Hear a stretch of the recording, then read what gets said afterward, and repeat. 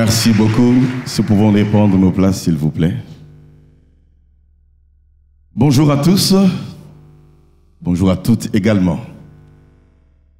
Que Dieu soit béni. Je remercie le Seigneur pour l'opportunité d'être là encore une fois. Et je suis chaque fois émerveillé de voir les merveilles qui se font en ces lieux. Et j'aime ça. Amen, amen. Que Dieu soit béni. Est-ce qu'on peut acclamer le Seigneur pour ça, bien-aimé? Parce que c'est l'œuvre de Dieu. Gloire à Dieu. Les signes de la fin des temps. Tel est le thème qui m'a été demandé pour développer. Je voudrais que nous puissions rapidement ouvrir la parole de Dieu dans Matthieu chapitre 24. On va rapidement lire le verset 1er jusqu'à 14, si possible en kangourou. Matthieu chapitre 24, 1 à 14, mais on va le lire en kangourou. Comme Jésus s'en allait au sortir du temple, ses disciples s'approchèrent de lui pour lui faire remarquer les constructions. Mais il leur dit, voyez-vous tout cela? Je vous le dis en vérité, il ne restera pas ici pierre sur pierre qui ne soit renversée. Il s'assit sur la montagne des Oliviers et les disciples vinrent en particulier lui faire cette question. Dis-nous, quand cela arrivera-t-il et quel sera le signe de ton avènement et de la fin du monde? Jésus leur répondit, prenez garde que personne ne vous séduise, car plusieurs viendront en mon nom disant, c'est moi qui suis le Christ. Ils séduiront beaucoup de gens. Vous entendrez parler de bruits de guerre et de bruits de guerre. Gardez-vous d'être troublés, car il faut que ces choses arrivent. Mais ce ne sera pas encore la fin. Une nation s'élèvera contre une nation, et un royaume contre un royaume. Il y aura en divers lieux les famines, les tremblements de terre, et tout cela ne sera que le commencement des douleurs. Alors on vous livrera au tourment, on vous fera mourir, et vous serez haïs de toutes les nations à cause de mon nom. Alors plusieurs succomberont et se trahiront, et se haïront les uns les autres. Plusieurs faux prophètes se lèveront, ils séduiront beaucoup de gens. Parce que l'iniquité sera accrue, la charité du plus grand nombre se refroidira. Mais celui qui persévérera jusqu'à la fin sera sauvé. J'aime beaucoup ce verset 14. Cette bonne nouvelle du royaume sera prêchée dans le monde entier pour servir de témoignage à toutes les nations, et alors viendra la fin. Seigneur, tu bénis ta parole. Esprit Saint, tu accompagnes cette parole dans le cœur de chacun. Merci parce que tu n'as jamais raté ton cible. Touche le cœur de chacun et que chacun comprenne que nous sommes dans les temps de la fin. Tous les signes sont là. Jésus revient bientôt. Parle au cœur de chacun d'entre nous afin que nous marchions avec crainte et circonspection, afin que nous persévérions, Seigneur mon Dieu, pour que lorsque la trompette va sonner, nul parmi nous ne puisse rester ici-bas. Nous te bénissons, Seigneur. Bénis ta parole et merci parce que tu le fais. Au nom de Jésus, et nous disons Amen. Amen, Amen. Les signes des temps de la fin. Bien-aimés, il est important que nous sachions très bien que Jésus revient bientôt. C'est une vérité qui est ignorée par plusieurs, minimisée par d'autres, et négligé par beaucoup de chrétiens. Certains disent, mais écoutez, depuis longtemps on dit que Jésus va revenir, mais voilà maintenant plus de 2000 ans, il ne revient pas. Qu'est-ce qui prouve qu'il revient bientôt? Ce bientôt-là, c'est quand? Et moi je réponds toujours à ces gens-là pour dire que la Bible ne ment jamais. La Bible a prophétisé sur Jésus, sa naissance, sa vie, sa mort, sa résurrection. Tout a été prophétisé par le prophète Ésaïe et d'autres prophètes 600 ans avant que cela ne puisse se réaliser. Cela veut dire quoi, bien-aimé? Quand il y a une prophétie qui est libérée, elle court à sa réalisation. Même si elle tarde à s'accomplir, elle finira certainement par s'accomplir, dit Habakkuk, et nous disons Amen. De même également, le retour de Jésus est une promesse, une réalité qui sera vécue.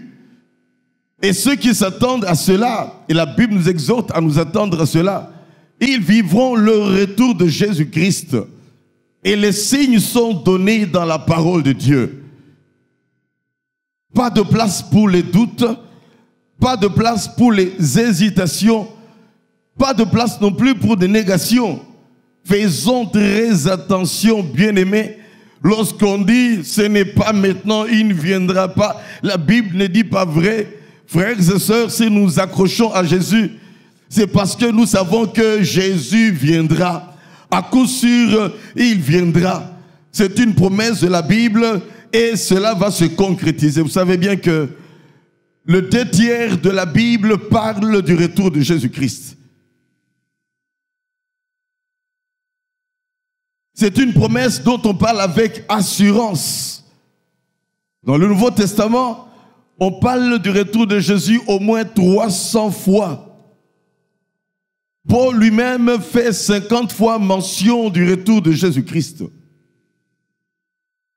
Et Matthieu 24, 42 à 44 nous dit qu'il viendra comme un voleur. Quand le voleur arrive, il ne prévient pas. Quand le voleur arrive, il ne te dit pas de t'apprêter parce qu'il va voler. Il vient à l'improviste. Et il vient pour atteindre son but. Et c'est l'une des rares fois, bien aimées, où on parle de Jésus dans un sens qui semble être à connotation péjorative. Parce que parler de vol ou de voleur, c'est péjoratif. Mais cela est dit afin que nous puissions veiller. Tirez l'image qu'il y a là derrière. Il ne prévient jamais le voleur. On est surpris, il a volé et c'est tout. Un jour, mes voisins se sont réveillés et ont constaté que la télévision n'est plus là. Bien des choses dans la maison ne sont plus là. Le voleur était venu et il est venu spécialement chez eux. Il est parvenu à entrer dans la maison, il a fait ce qu'il a à faire, il a volé ce qu'il avait à voler et il est parti. Et c'est de cette façon-là que Jésus viendrait également, bien-aimé. Il y a des signes cependant qui sont présentés dans la parole de Dieu. Et il est important que nous puissions tenir compte de cela, afin que nous puissions marcher en veillant, en étant éveillés et en étant réveillés également. Je vais vous présenter 10 signes que j'ai pu glaner dans la parole de Dieu, pas seulement dans Matthieu, mais également qu'on trouve dans Marc et dans Luc également, et qui vont nous aider chacun d'entre nous, bien-aimés. Dans ces 10 signes, il y a également des informations, des choses que certains connaissent, que d'autres ne connaissent pas, des choses que nous sommes en train de vivre actuellement et qui sont plus que convaincants que Jésus revient et qui nous devons beaucoup veiller. Ces signes sont des réalités vécues et ce sont des réalités que nous sommes en train de vivre actuellement. Premièrement, il y a les guerres. Versets 6 et 7, il est dit que vous entendez parler de guerres et des bruits de guerre. Une nation s'élèvera contre une nation, un royaume contre un autre royaume. Il est démontré, bien-aimé, que en 35 siècles, il y a eu 300 années de paix, plus de 8000 traités de paix, comme pour dire que il y a eu tellement de guerres. La Première Guerre mondiale a eu à tuer environ 10 millions de morts, 14 et 18. La Deuxième Guerre mondiale, 39 millions de morts, s'il vous plaît. Et actuellement, beaucoup de pays, et spécialement les pays qui se disent développés, consacrent une très grande partie de leur budget à pouvoir s'équiper en armement, à améliorer les armements. Comme ils disent eux-mêmes, celui qui veut la paix prépare la guerre. Et quand on voit comment est-ce que des montants colossaux, bien-aimés, sont mis de côté, juste pour l'armement, ça montre que les gens sont là, ils croient que la guerre peut venir du jour au lendemain. Et les pays qui se disent forts sont des pays, aujourd'hui, qui ont des armées très fortes également. N'avons-nous pas vécu la guerre du Golfe? La plupart d'entre nous, on était conscients de cette guerre-là. Et du reste, on a vu beaucoup de jeeps qu'on appelait dons du Koweït, qui ont été, la plupart de ces jeeps qui ont été utilisés, paraît-il, de l'autre côté là-bas. Les guerres en Israël, il y en a eu tout le temps, et même encore actuellement. Il y a tout le temps, bien aimé, des crépitements de balles. Sans oublier la guerre de 67, où on a voulu écraser littéralement Israël, mais qui était protégé par la main de Dieu. Connaissons tous les guerres en Irak, les guerres en Afghanistan, les guerres qu'on a fait pour débouter le président de la Libye, guerre au Yémen jusqu'à présent. Ce que font les gens de Boko Haram, les islamistes, etc. On développe de plus en plus des armes terribles, 100 fois plus que les bombes qu'on a connues lors de la Deuxième Guerre mondiale, des bombes à déflagration, des bombes qui peuvent même entrer dans n'importe quel bâtiment, forer le bâtiment, arriver dans le fond, exploser et tout éclabousser. Il suffit de voir tout simplement les dernières guerres, comment est-ce qu'on a eu à pouvoir détruire littéralement la Syrie. Guerre et bruit de guerre, nous en avons connu dans notre pays. Personnellement, j'en ai connu dans les années 64, j'en ai connu dans les années 67-68 à Kisangani. On en a connu dans la ville de Kinshasa. Parler de guerre, nous en savons tous quelque chose, et encore aujourd'hui, que des guerres et des guerres un peu partout dans le monde. Deuxièmement, les tremblements de terre, au verset 7. Il est rapporté qu'en 1906, San Francisco a été balayé par un terrible tremblement de terre. En 1908, il y a eu 100 000 victimes à Messine, en Italie, dues au tremblement de terre. En 1923, 142 000 morts au séisme de Tokyo.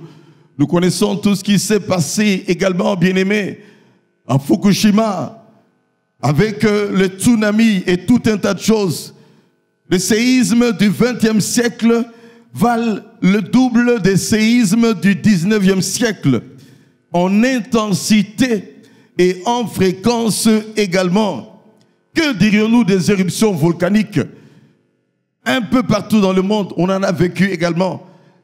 Il y a environ une décennie, dans notre contrée de Goma ici, en RDC, des tornades, des ouragans qui ravagent des villes.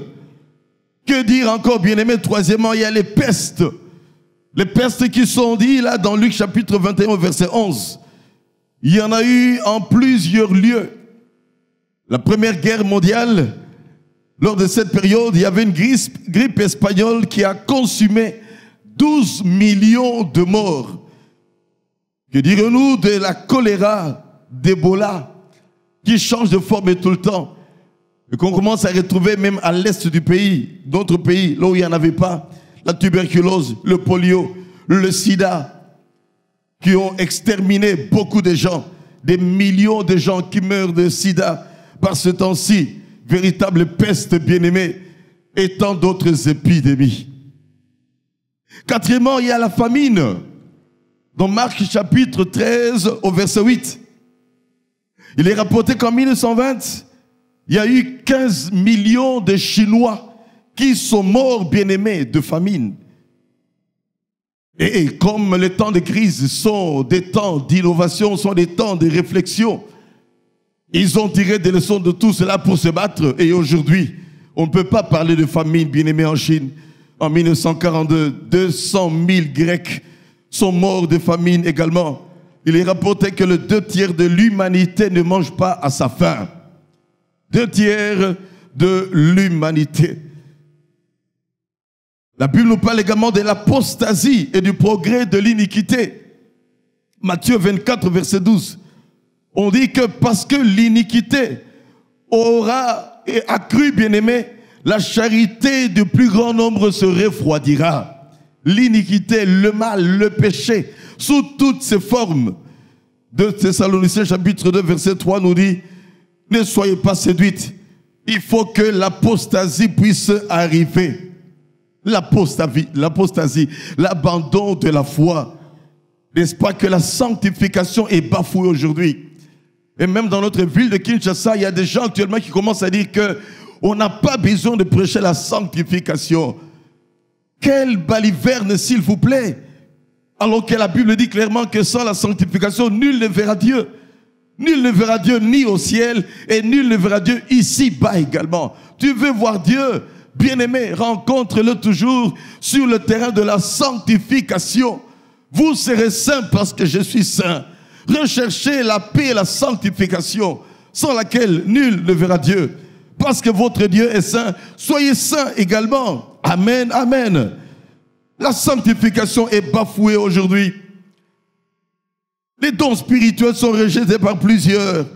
Et c'est des fois étonnant de voir des grands écrivains, des grands modèles dans la foi, qui vous écrivent des excellents livres, où tout est bon, mais dès qu'on arrive aux dons spirituels, ils les bafouent, ils disent que ça, c'était uniquement dans la première église, ou bien au temps des apôtres. Quelle aberration! Apostasie, progrès de l'iniquité, une fausse onction acquise aujourd'hui par des sacrifices humains, une fausse onction acquise aujourd'hui par l'occultisme, une fausse onction acquise aujourd'hui par l'argent, une fausse onction diabolique, bien-aimé, que l'on est en train de propager par le sexe. Commettez le plus grand scandale possible, tu seras noyé, on va se moquer de toi. Tu vas soi-disant te repentir et après cela, tu auras une onction extraordinaire. Quelle sottise, bien-aimé. Veillons et faisons attention. L'onction ne vient que dans la prière, dans la communion avec Dieu et dans une attitude de sanctification également. L'onction ne s'achète pas. N'avons-nous pas connu des situations dans ce pays où des hommes de Dieu sont venus, on leur a même volé, arraché leur écharpe, soi-disant que par là on va avoir l'onction. L'onction ne se donne pas par les écharpes. L'onction ne se donne pas, bien-aimé, par des vestes. L'onction ne se donne pas en portant les chaussures d'un homme de Dieu. L'onction, on l'obtient dans la prière, dans la recherche de la face de Dieu.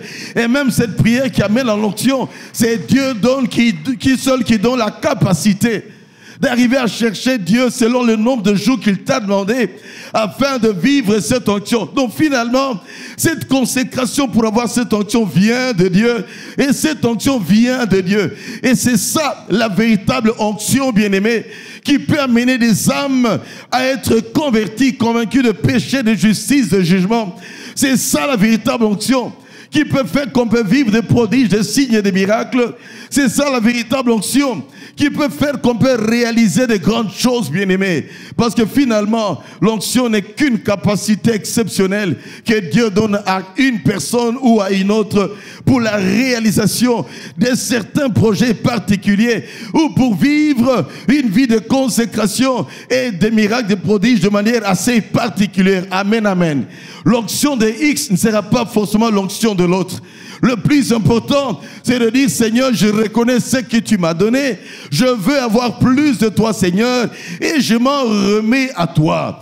Mais dès qu'on se met dans des comparaisons pour dire, tel il a telle onction, moi aussi je vais le faire, je vais jeûner 21 jours, je vais jeûner 40 jours, moi aussi je vais ressusciter des morts. Tu peux jeûner 40 jours, tu meurs et on t'enterre et l'œuvre de Dieu continue. Nous disons Amen.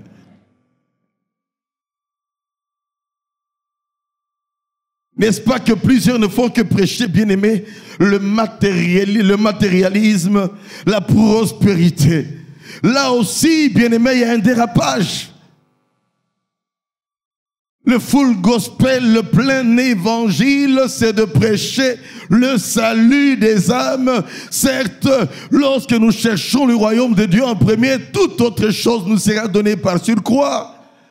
Certes, ce n'est pas mauvais de dire, Seigneur, s'il te plaît, je n'ai qu'un seul véhicule, s'il te plaît, si tu peux m'en donner sincèrement, ça me sera d'une grande utilité, Seigneur, s'il te plaît. Mais lorsqu'on ne fait que prêcher le matérialisme, lorsqu'on ne fait que prêcher les finances, et lorsque surtout on oublie de prêcher, bien-aimé, la repentance, le salut des âmes, on est totalement à côté de la plaque. Et ça ne peut être que le début de l'apostasie. La polygamie, j'étais effaré, choqué de voir une fois à la télévision un homme de Dieu entre guillemets avec ses 7 femmes et on faisait des interviews bien aimées. N'est-il pas dit dans la parole de Dieu que l'homme quittera son père et sa mère et s'attachera à sa femme, pas à ses femmes? Dieu n'a jamais eu à pouvoir multiplier de femmes, ni multiplier de côtes, afin que l'on puisse être un polygame. La polygamie n'est pas de Dieu et nous disons Amen. Et ça, bien-aimé, c'est de l'apostasie. L'homosexualité, n'en parlons pas. La pédophilie, n'en parlons pas. La nécrophilie de plus en plus. La zoophilie, bien-aimé, c'est grave aujourd'hui. Le divorce est dans son plein, même dans les milieux des hommes de Dieu. l'orgueil, l'amour de l'argent, les hérésies dans tous les sens.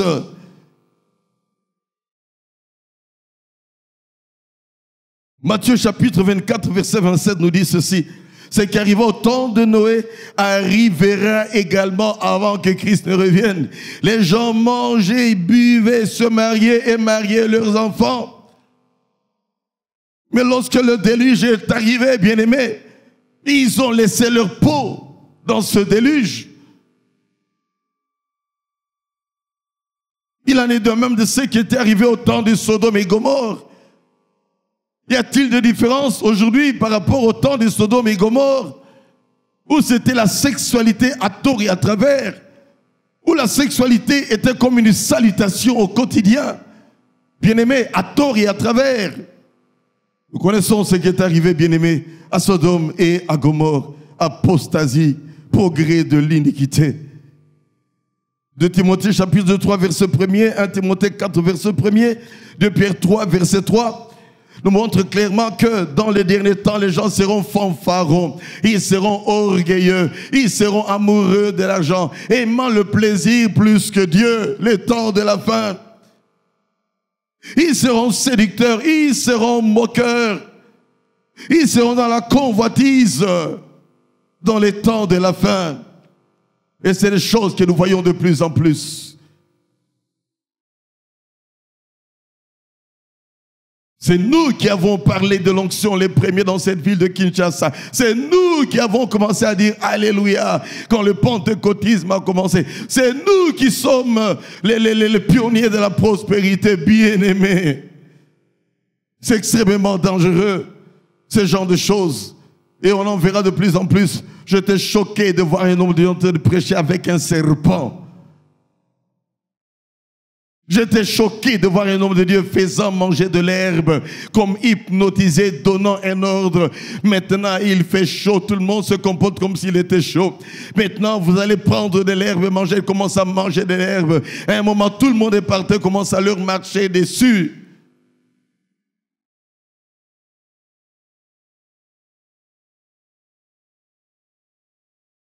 Le temps est grave. Dis à ton voisin, le temps est grave.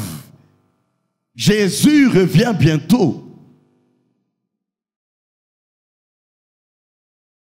Sixième chose, bien-aimé, sixième signe, l'augmentation de la connaissance. Et ça, je vous assure que pour nous qui avons fait un peu d'études techniques, pour nous qui avons travaillé un peu dans la technique, je peux vous assurer que je ne peux pas aujourd'hui me remettre dans mon ancien métier parce que tout a eu à connaître des innovations et un développement si progressiste, un développement si avancé au point que on est déphasé totalement. La connaissance a tellement augmenté. Tout est digitalisé, tout est numérisé. Daniel 12, 4 dit clairement que la connaissance augmentera. Et le 20e et 21e siècle, bien-aimé, a connu des progrès scientifiques, technologiques époustouflants. Satellites qu'on envoie dans les airs, les voitures autonomes, de plus en plus. On peut dire que dans 10 ans, il y a beaucoup de chauffeurs qui seront au chômage.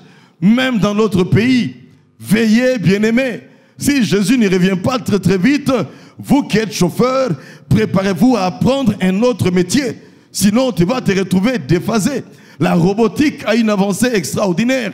Des robots qui peuvent servir quelqu'un dans une maison comme si c'était un serviteur. Donc vous qui êtes serviteur dans une maison, j'aime pas utiliser le mot boy, dans 15 ans, vous pouvez risquer de vous retrouver faire ce travail dans un endroit très très reculé. Parce que les robots commencent à tout faire. J'ai vu des robots en train de tondre des gazons. Et respecter là où il y a une pierre, ça arrive, ça contourne la pierre, ça continue à tondre les gazons. J'ai vu à la télé, j'ai vu avec mes propres yeux également. Et j'étais époustouflé de voir cela. Et lorsque le petit robot qui tond les gazons était déchargé, il va de lui-même se recharger, puis il reprend encore son travail. Frères et sœurs, c'est extrêmement grave.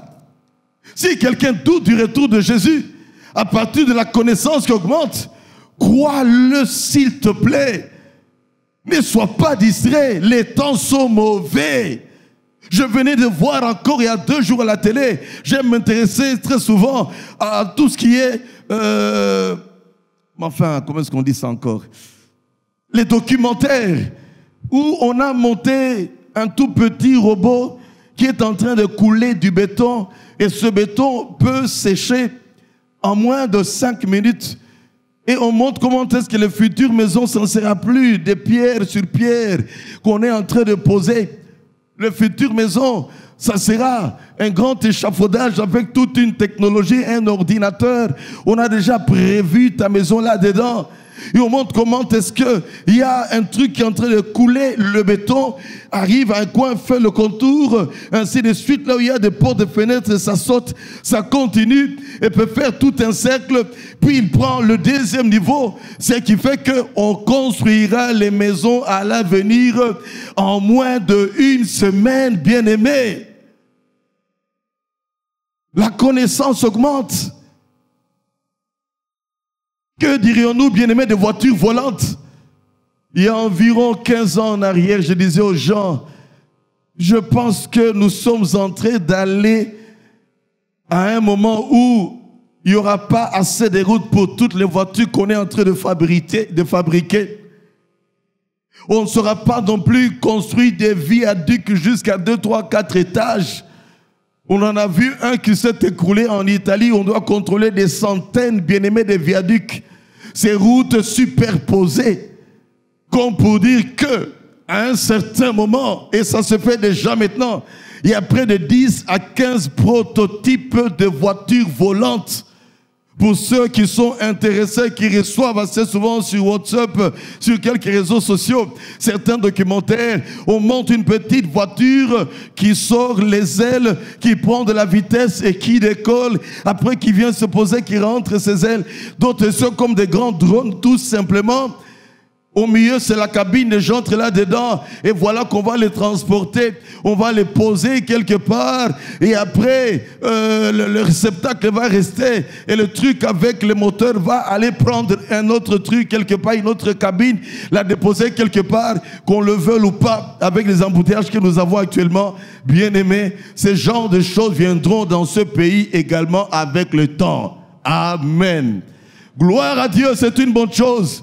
Mais sachons pour nous, bien-aimés chrétiens, que ce sont des signes de temps de la fin. Et pour ceux qui sont intelligents, d'évarcer le temps. Et se dire, est-ce que je pourrais fonctionner avec mon taxi à l'avenir?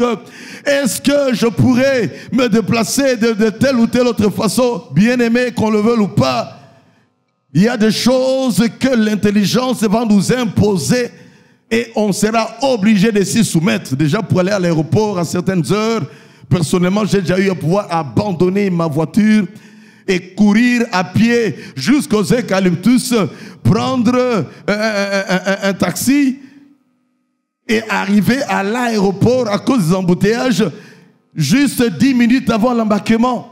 Comme pour dire que des embouteillages, il y en aura de plus en plus dans le monde entier. On n'aura pas suffisamment de routes et ça sera maintenant des appareils volants qui ne sont pas forcément des avions. L'avion qui n'est que l'abréviation d'appareil volant imitant l'oiseau naturel. Qu'est-ce qu'on dira maintenant de la voiture volante? Parce qu'elle ne va pas voler forcément comme un avion, mais à une certaine vitesse, à une certaine altitude. N'y aura-t-il pas des embouteillages en l'air également?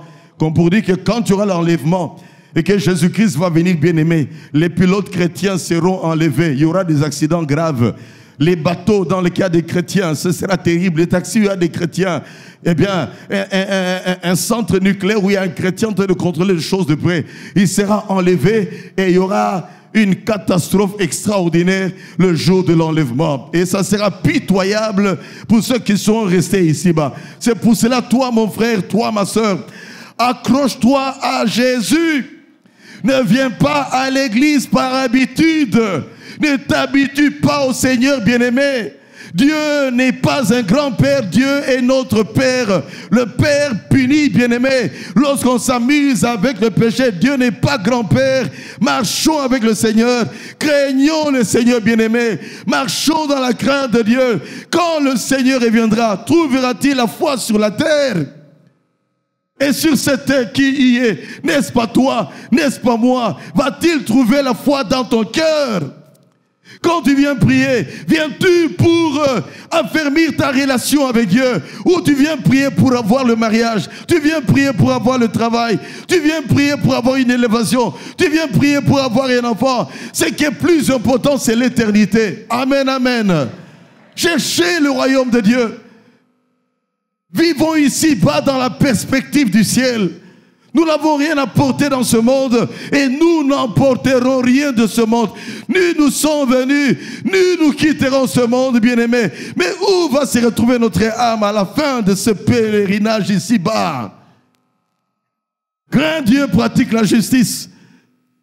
Crains Dieu et pratique des bonnes œuvres. Marche avec le Seigneur en sachant que tu n'es qu'un pèlerin. Un transitaire, ici-bas. Un transitaire ne s'arrête jamais là où il va transiter. Sinon, ce serait insensé. Dans le transit, on a dans sa tête que moi, voilà ma destination. Quand je vais en Europe, on descend à Douala. Quand on va aux États-Unis, quelquefois on passe par l'Éthiopie. Je sais que je suis en transit et personne ne peut me convaincre de dire reste là parce qu'ici il y a une bonne vie. Non, bonne vie ou pas, je sais que j'ai une destination. Amen. Parlant toujours, bien-aimé, de la connaissance qui augmentera.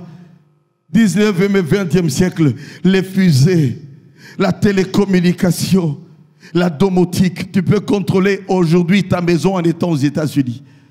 Tu peux ouvrir les portes de ta maison en étant aux États-Unis. C'est question seulement d'avoir le matériel approprié, avec une carte SIM à l'intérieur. Quelqu'un m'a mis un petit truc dans ma voiture, où que je sois, je peux même être en France, en Belgique, et je peux, à partir d'une application, vérifier si ma voiture elle est réellement dans la maison. Vous vous rendez compte un peu, bien-aimé? La connaissance augmentera. Ça ne s'est pas passé au 1er, 2e, 3e, 4e, 5e, 17e siècle, mais 19e, 20e, 21e siècle, bien-aimé. C'est terrible. La chirurgie télécommandée aujourd'hui, greffe du cœur. J'ai vu même la greffe d'une tête qu'on a voulu faire.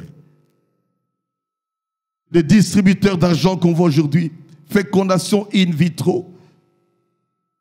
Pour ceux dont la fécondation naturelle a de la peine, l'intelligence artificielle. Et pire encore, bien-aimé, les puces électroniques. Avec Obamacare, il est question qu'on arrive à un moment à mettre dans le corps de chaque Américain un puce qui a toutes ses données, de sorte que, où qu'il arrive, n'a pas besoin de sortir sa carte d'assurance maladie, mais il met sa main quelque part et puis voilà, toutes les données sont là. Il y a même des discothèques aujourd'hui, des cabarets, où on a mis des puces dans le corps des gens, et c'est ça finalement. Et ce sont des signes de ce qui va se passer, bien-aimé, lorsque l'Antéchrist va régner. Septièmement, il y a la doctrine des démons. 1 Timothée 4, verset 1er. Certains se tourneront, bien-aimés, vers des esprits séducteurs.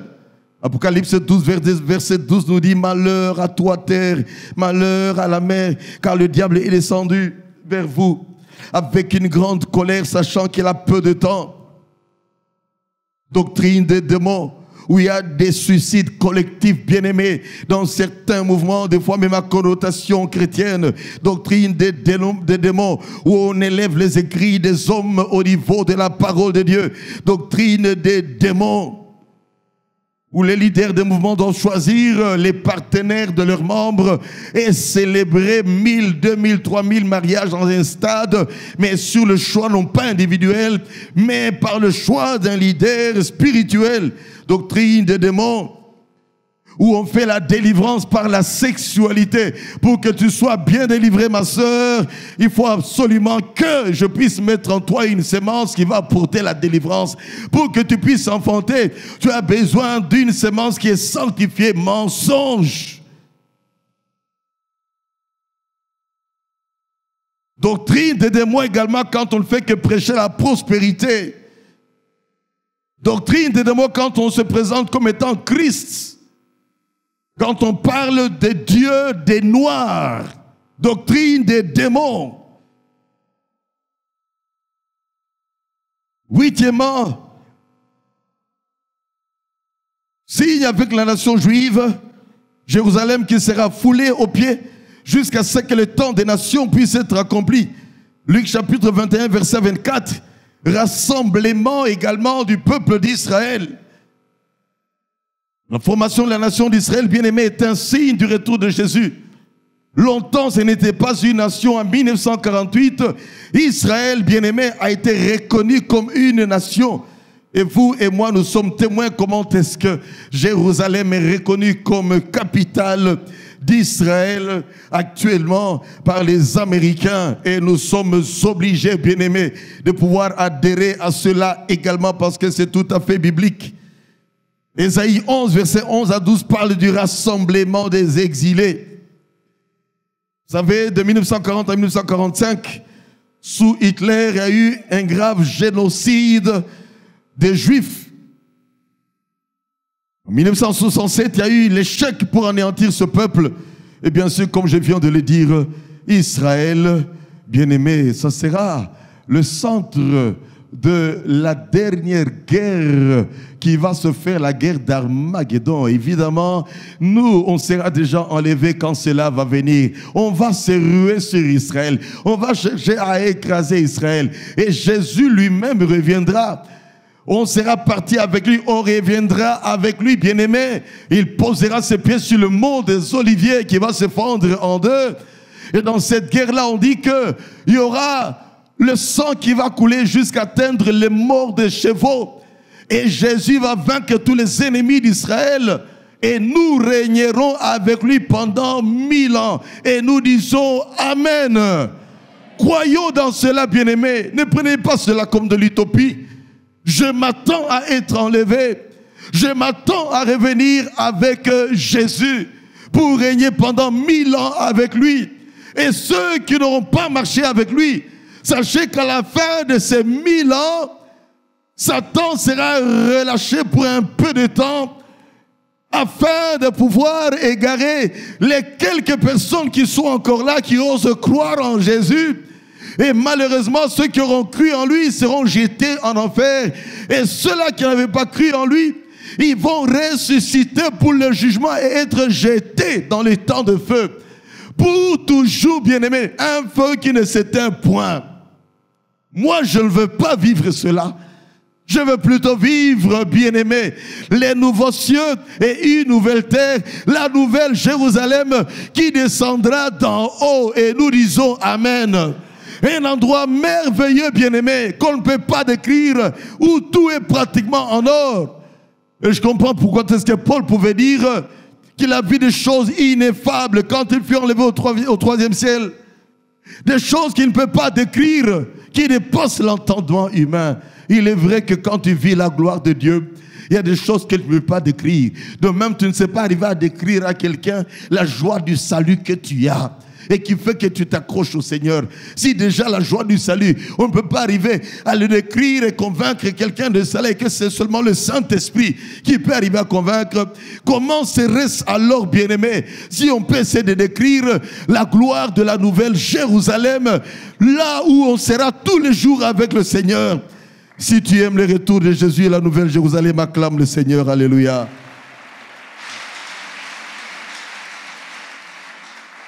Neuvièmement, proclamation mondiale de l'évangile, et ça j'aime bien.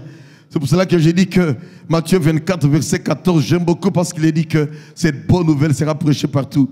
Et alors viendra la fin. Vous savez, il est rapporté que en 1500, la Bible était traduite en 14 langues. En 1983, la Bible était traduite en 1785 langues. Actuellement, à ce jour-ci, la Bible est traduite dans 542 langues. Cela veut dire qu'aujourd'hui, là, aucun pays ne peut dire que chez nous, l'évangile n'est pas arrivé. Et ceux qui pensent que ce n'est pas encore arrivé par les satellites, par l'Internet, par les smartphones, par des applications qu'on a dans les smartphones. Aujourd'hui, l'évangile arrive partout. On raconte que dans certains pays où on interdit aux gens d'écouter l'évangile, quand les hommes sont partis au travail, les femmes restent et ouvrent des applications que les Américains chrétiens, bien sûr, ont eu à pouvoir leur envoyer et ils peuvent ainsi suivre l'évangile. Il y a beaucoup de conversions. Amen, amen. Beaucoup de conversions. Et là où les gens sont très durs, Jésus leur apparaît. Amen, amen. Donc Jésus a les moyens de sa politique. C'est pour ça que je dis toujours ceci.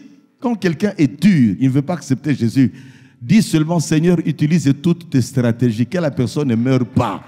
Akoufaté. Jusqu'à ce que tu vas te révéler à lui. J'ai eu la grâce personnellement de pouvoir amener il y a plusieurs années en arrière un musulman au Seigneur. Je lisais la Bible avec lui, il doutait. Je lui ai dit, on va prier que Dieu se révèle à toi.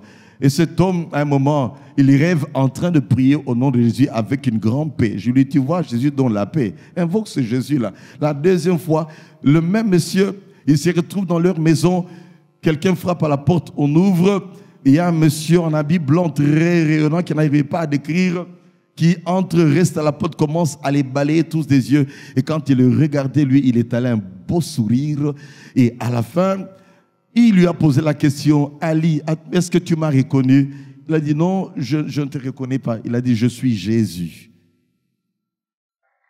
Et du vécu, je ne sais pas si c'est où j'en avais parlé, du vécu, ça j'ai vécu 1985, à la fin de mon stage pastoral, à la Pentecôte, à Bruxelles. Le même monsieur, il entre dans l'église furtivement pour éviter qu'on puisse le voir parce que c'est un quartier très dangereux si on le voit entrer dans un lieu de prière chrétien.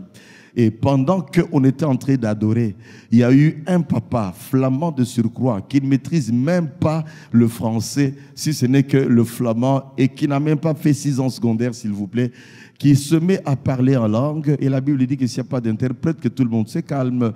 Tout le monde, on se calma. On entendit seulement cet Ali sortir de la salle, partir en pleurant.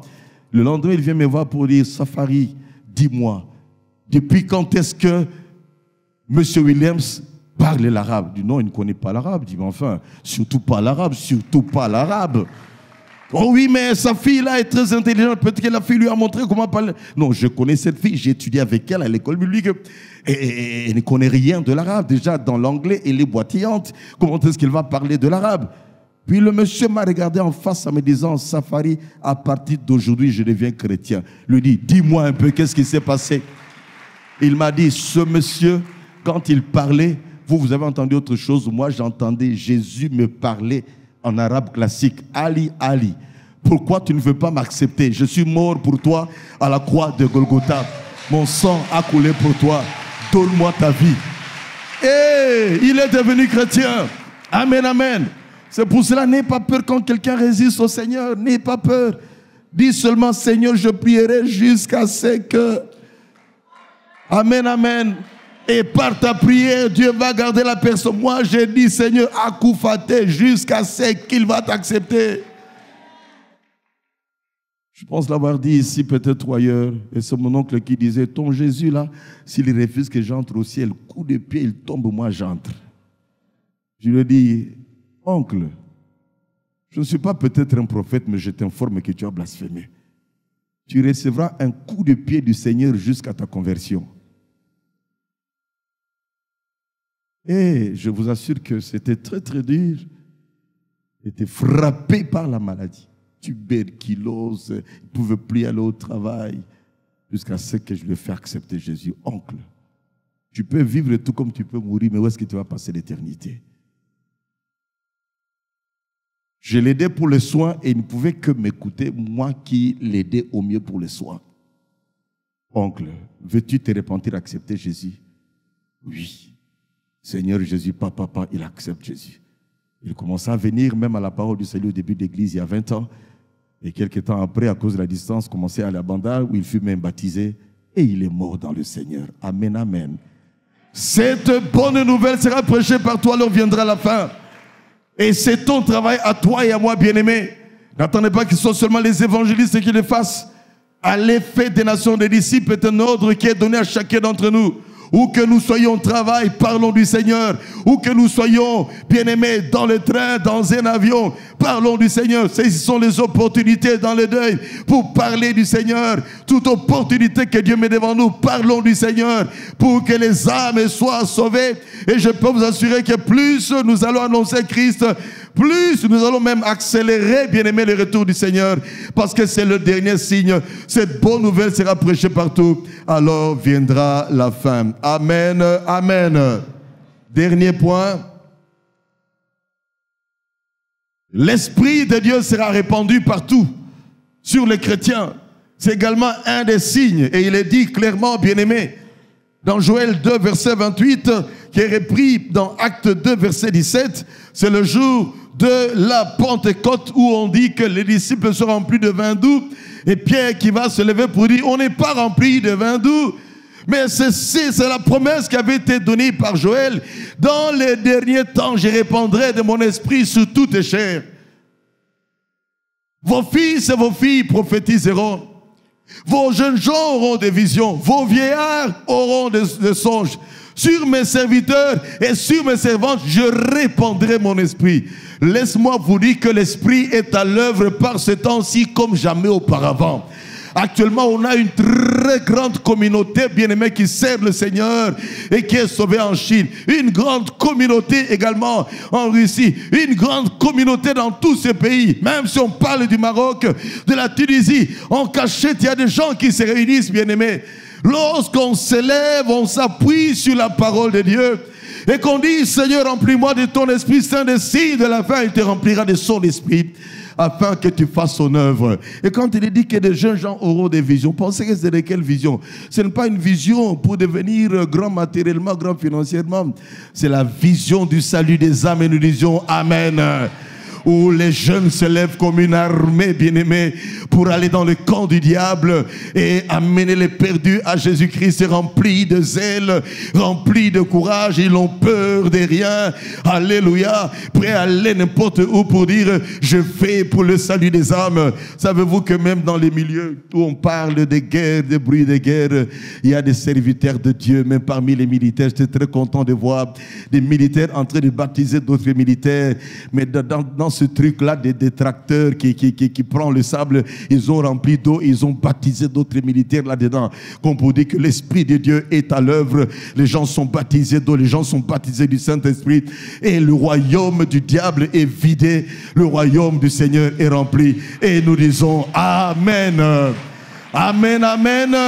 Alors, bien-aimés, nous allons nous mettre debout juste pour une minute et nous allons bénir le Seigneur parce que les signes des temps de la fin sont là. Toi et moi, nous devons nous lever pour annoncer Christ, aller partout installer des églises. Et d'ailleurs, moi-même, demain, je pars. Je vais atterrir en Ouganda, traverser pour rentrer à Doko. C'est à la frontière entre le Congo et l'Ouganda, vers Kibali Mining, où on a une église implantée là-bas. Et si je peux y aller, c'est pourquoi? Parce que l'amour de Christ me presse. Amen, amen. Et où que le Seigneur m'envoie, j'irai. J'étais à Ouvira, traversé la plaine de Kamanyola. J'ai vu là où Mobutu, on avait tiré sur lui et que son chapeau avait sauté. J'ai vu là où il y a eu tout un tank de carburant qui avait explosé et que tout un village était consumé. Et on m'a dit, si vous vous arrêtez là-bas, c'est fini pour vous.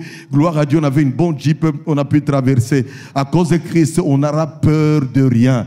Et nous disons Amen. C'est pour cela, lèvons-nous, allons. Prêchons Christ, Jésus revient bientôt. Nous ouvrons nos bouches et nous remercions le Seigneur pour ce temps, pour ce message et que nous nous consacrions pour dire Seigneur, mais voici, envoie-moi. Alléluia. Nous voulons te bénir, Seigneur notre Dieu. Nous voulons t'exprimer notre reconnaissance. Nous voulons te dire merci, Seigneur notre Dieu. Toi qui nous appelles, tu es celui qui nous équipe.